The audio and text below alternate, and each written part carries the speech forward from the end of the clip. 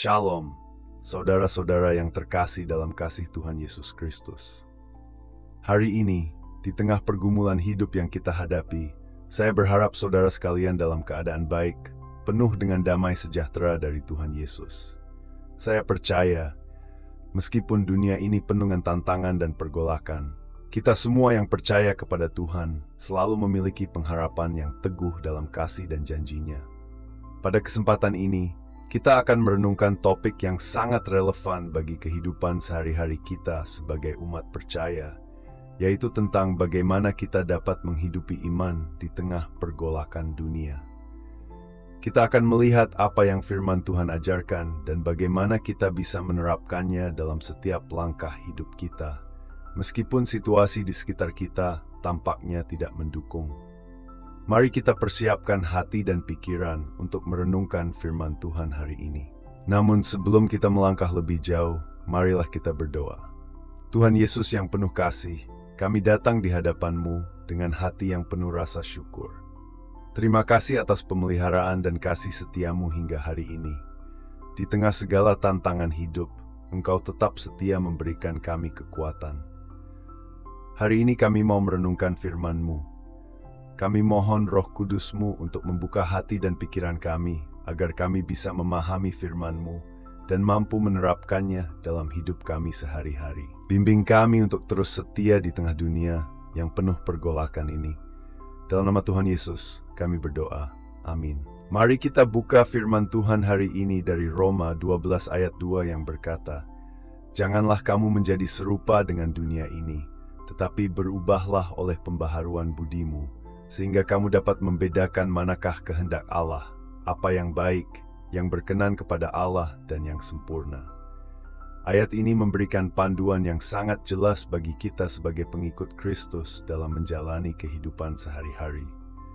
Di tengah dunia yang penuh dengan kebingungan, kesulitan, dan standar yang seringkali bertentangan dengan ajaran Tuhan, kita dipanggil untuk hidup berbeda. Firman Tuhan mengingatkan kita agar tidak menjadi serupa dengan dunia ini, tetapi justru mengalami perubahan dari dalam melalui pembaharuan pikiran. Lalu apa makna dari semua ini bagi kita?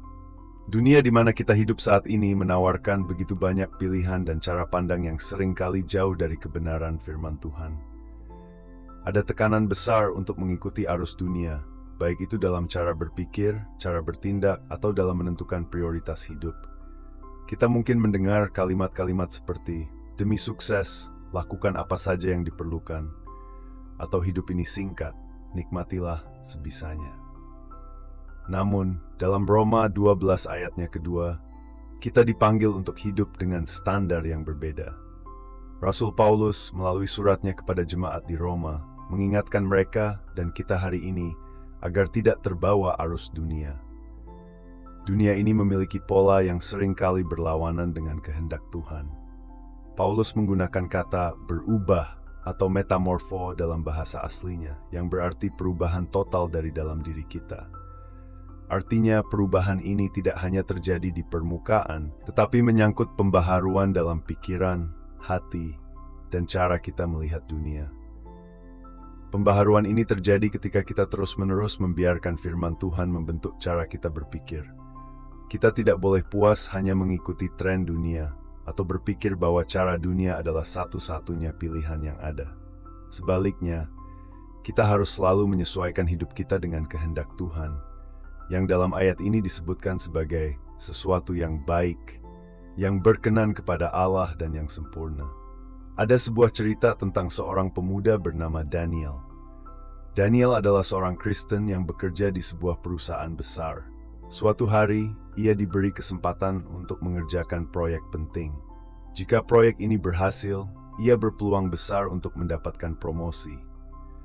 Namun, saat mempelajari proyek tersebut, Daniel menyadari bahwa ada bagian tertentu dari laporan yang harus disesuaikan agar proyek ini tampak lebih sukses daripada kenyataannya. Manajernya bahkan menyarankan agar Daniel memanipulasi sedikit datanya agar terlihat lebih baik. Daniel berada di persimpangan. Ia tahu bahwa mengikuti saran manajernya bisa membuatnya naik jabatan, tetapi itu akan berarti mengorbankan integritasnya sebagai seorang Kristen. Setelah berdoa dan memikirkan apa yang dalam firman Tuhan hari ini ajarkan, Daniel memutuskan untuk tetap jujur. Ia memberikan laporan yang sesuai dengan data yang sebenarnya, meskipun itu mungkin membuat proyek terlihat kurang menguntungkan. Akibat keputusannya, Daniel tidak mendapatkan promosi. Namun, beberapa bulan kemudian sebuah perusahaan lain menawarkan Daniel posisi yang lebih baik, justru karena mereka mendengar tentang reputasi kejujurannya. Daniel dipromosikan, dan melalui integritasnya, ia menjadi saksi Kristus di tempat kerjanya. Lalu bagaimana kita bisa mengaplikasikan kebenaran ini dalam kehidupan sehari-hari? Mari kita ambil beberapa contoh yang mungkin sering kita alami. Pertama, dalam dunia kerja. Banyak dari kita yang mungkin merasa tekanan besar di tempat kerja. Dunia profesional seringkali menuntut kita bertindak dengan cara yang mungkin tidak sesuai dengan nilai-nilai Kristen. Misalnya, kita mungkin tergoda untuk berbohong agar terlihat lebih baik di depan atasan, atau bahkan melakukan hal-hal yang tidak etis demi meraih promosi atau penghargaan. Namun sebagai pengikut Kristus, kita dipanggil untuk menolak cara-cara seperti itu. Firman Tuhan mengajarkan kita untuk hidup dengan integritas dan tidak menjadi serupa dengan pola dunia yang menghalalkan segala cara demi keuntungan pribadi. Contoh lain bisa kita lihat dalam relasi sosial kita. Dunia seringkali mendorong kita untuk fokus pada penampilan luar, popularitas, atau status sosial. Tapi, dalam kehidupan kita sebagai orang percaya, kita harus ingat bahwa Tuhan memandang hati.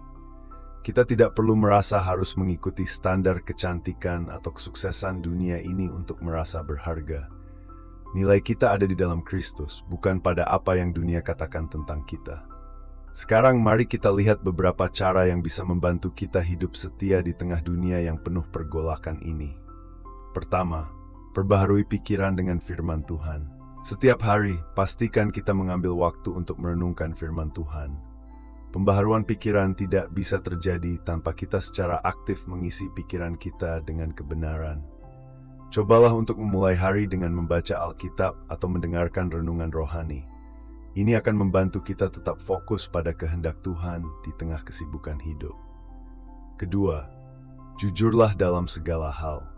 Salah satu cara yang paling sederhana namun paling berdampak untuk tidak menjadi serupa dengan dunia adalah dengan selalu berkata jujur. Mungkin kelihatannya mudah, tetapi dalam praktiknya, berkata jujur bisa menjadi tantangan besar, terutama ketika kita merasa bahwa berbohong bisa memberi kita keuntungan. Ingatlah bahwa Tuhan memanggil kita untuk hidup dengan integritas. Ketiga, carilah komunitas Kristen yang mendukung.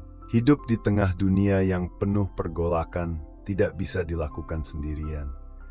Kita membutuhkan dukungan dari sesama orang percaya. Bergabunglah dengan komunitas yang bisa saling mendoakan, saling mendukung, dan mengingatkan kita akan kebenaran firman Tuhan. Komunitas yang baik akan membantu kita tetap teguh dalam iman. Mari kita tutup dengan doa. Tuhan Yesus yang penuh kasih, kami bersyukur atas firman-Mu hari ini. Terima kasih karena Engkau mengingatkan kami untuk hidup sesuai dengan kehendak-Mu. Meskipun dunia di sekitar kami seringkali menawarkan hal-hal yang bertentangan. Kami mohon kekuatan dari-Mu, agar kami dapat hidup dengan integritas, setia pada kebenaran-Mu, dan terus memperbaharui pikiran kami melalui firman-Mu. Kiranya kami bukan hanya menjadi pendengar firman, tetapi juga pelaku firman. Dalam nama Yesus, kami berdoa. Amin. Saudara-saudara yang terkasih, hari ini kita belajar tentang pentingnya hidup dengan iman yang teguh di tengah dunia yang penuh tantangan. Marilah kita terus memperbaharui pikiran kita melalui firman Tuhan, hidup dengan integritas, dan selalu mencari kehendak Tuhan dalam setiap aspek kehidupan kita. Jika saudara diberkati oleh renungan ini, jangan lupa untuk subscribe dan aktifkan notifikasi agar saudara bisa mendapatkan renungan-renungan lainnya. Bagikan renungan ini kepada keluarga, teman, atau rekan kerja agar semakin banyak orang yang dikuatkan oleh firman Tuhan. Semoga kita semua terus dikuatkan oleh firman Tuhan. Sampai berjumpa kembali dalam renungan selanjutnya. Tuhan Yesus memberkati.